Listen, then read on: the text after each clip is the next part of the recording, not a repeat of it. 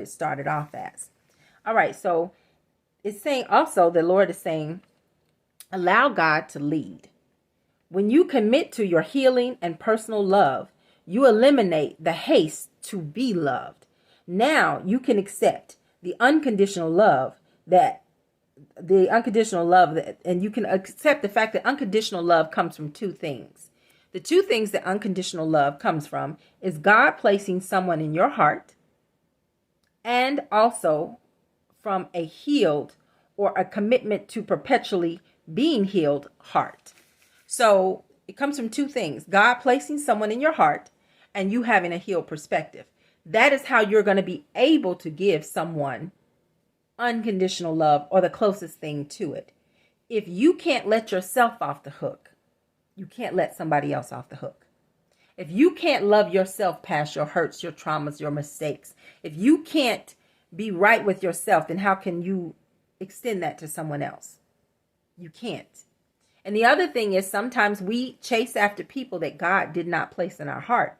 So we are not equipped to love that person the way that they deserve to be loved. We just desire them, but they've not been placed in our heart. So we don't have the capacity to love them in the right way, because the capacity comes from God. So we can think, oh, I love this man. He's so handsome. He's so this and that. But he likes to eat and you don't like to cook. Matter of fact, you hate to cook. You don't have the capacity for that person. This particular person, he may love to travel.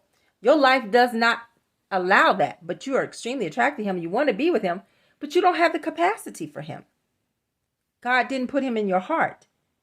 He's not for you, or she's not for you. But we don't accept that because we live in a society of trying to obtain things to keep up with the Joneses that really were never meant for us.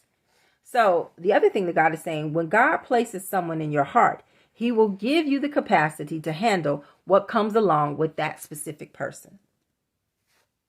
Another thing God is saying, avoid gossiping. When we're in these relationships and we're wondering why love is so hard, because love really should be easy when we think about it.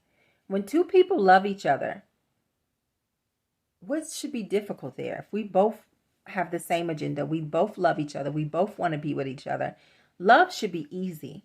It really should. If I'm thinking about what I want to do to make you happy, and my goal is to always keep a smile on your face because I enjoy your presence in my life, and you're thinking the same thing about me, what makes it complicated? These other things that I'm talking about is what complicates it. When we're getting connected to the wrong person because we don't have a proper understanding of how to truly love ourselves. So we pick the wrong choices because we look for people to fill in us the things that we should have already done the work to fill in ourselves.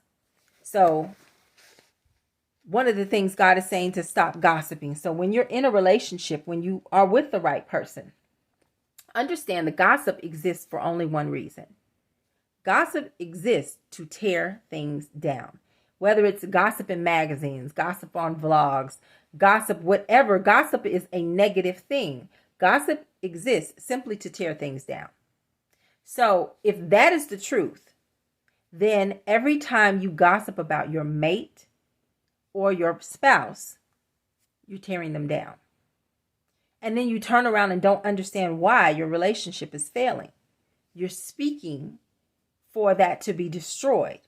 And so what you're asking for, you're receiving it, but then you don't understand it when you get it. I don't care if you're talking to your mother, your brother, your sister, your cousin, your friends. If it's not someone that can help you heal your relationship, you have no reason to talk to them about your relationship. So if you are unable to heal whatever the issue is that's going on in your relationship between the two of you, then get counseling. Seek someone who has the true goal to help you heal. People may have ulterior motives that you don't even know of, and you can know someone for 30 years and not know that they harbor animosity in their heart towards you, or jealousy towards you, or envy towards you. They're tired of seeing you win. They're tired of seeing you get the guy, seeing you get the girl. They're tired of hearing about your husband, my man, my wife, whatever. And so you go to them innocently thinking this is your friend, and you will get advice that does the opposite of what you're looking for. Or you'll get a cheering section when you're saying negative things about your spouse, because temporarily in the moment, that's how you feel. But that's not how you really feel. It's just in the moment. Now they are cheering you on this negative hate train towards your person. So gossip only exists to tear down. And when you participate in it, especially with your significant other, that's what you're doing, willingly tearing down your relationship. So don't be shocked when it completely falls apart.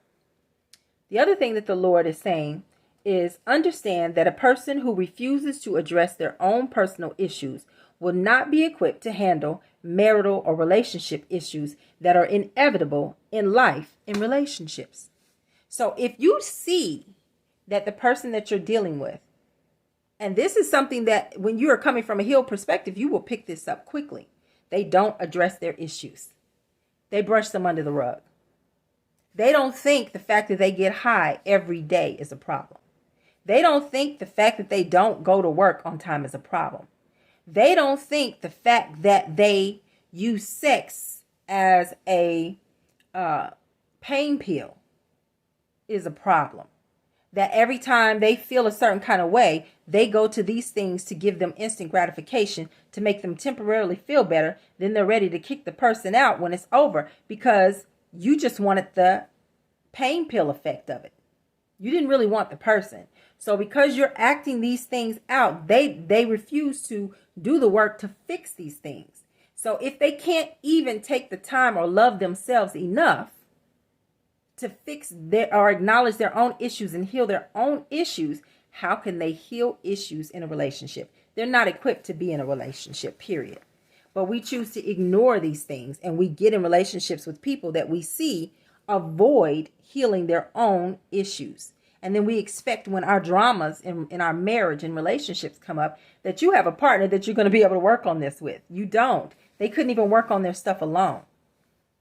All right, so the other thing that the Lord is saying, be committed to actively working on healing, because nobody is perfect, but accepting the responsibility to consistently and constantly work on your personal healing and growth is a must in order for you to even be relationship material.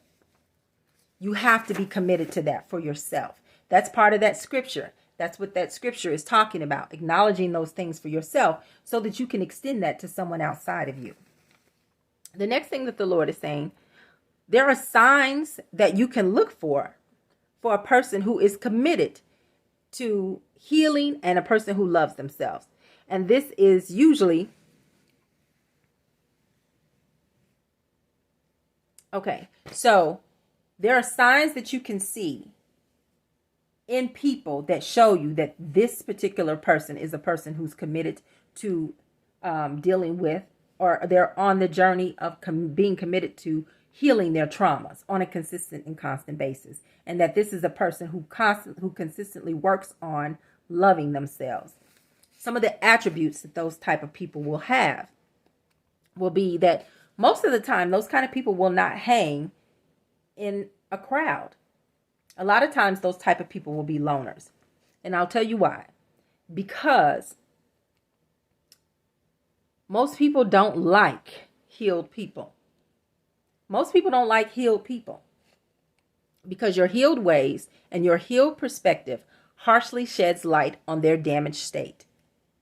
People tend to resent healed people. So usually people who are proactively working on that, they won't have a lot of friends because they're the minority. And in our world, we already know how the minority is treated. Typically, the minority is not treated very well. So when a person is truly on a journey to be healed, you will not see them have a lot of friends because a lot of people will be rubbed the wrong way by their healed state of mind. The other sign that the Lord is saying is healed people are picky people. They compare and they contrast a lot. They compare to see if They want to see if you are suitable for their healed life.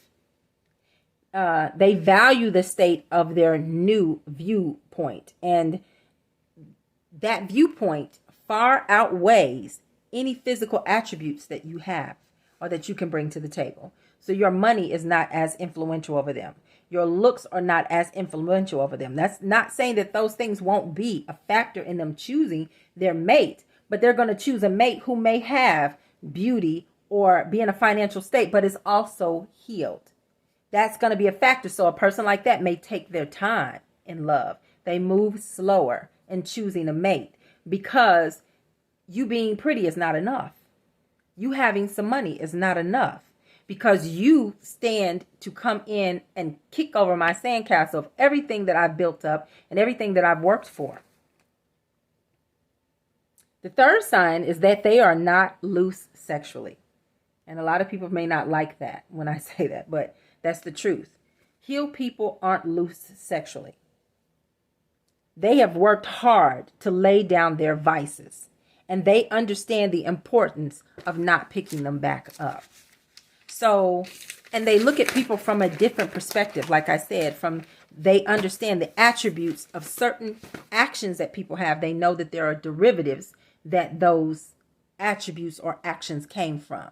And so because they know that and they have a higher understanding of it, it's like when you invite them in and you have all these unhealed wounds, it's like asking me, like handing me a clean washcloth and some soap and asking me to take a bath in your secondhand, dirty, filthy, dirt stained with unidentifiable debris floating around tub.